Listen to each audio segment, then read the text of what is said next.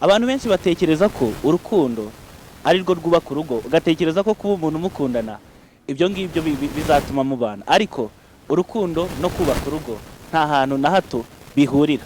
Ijambo ry'Imana riravuga ngo ubwenge nibwo bwubaka urugo kandi rukomezwa no kujijuka.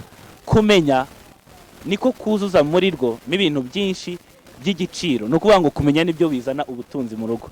Noneho rero buriya nanone ibanga irimo y'abantu babana bakundana bagikundana, Imana irabasinziriza. Nicyo biri yivuga ngo Adamu isinziriza imukuramo urubavu. Ntabwo ari Adamu gusa wasinziriye, abagabo bose kugira ngo ushake umugore Imana irabanza ikagusinziriza. Kugusinziriza rero ni gute? Kugusinziriza uzarebe umuntu mukundana mu gifitanye ikinyotera cy'urukundo, ntabwo ubona amadefo ye. Niyo umuntu yakubwira ngo uriya muntu yica umuntu, uba wumva azamuzura n'ubundi.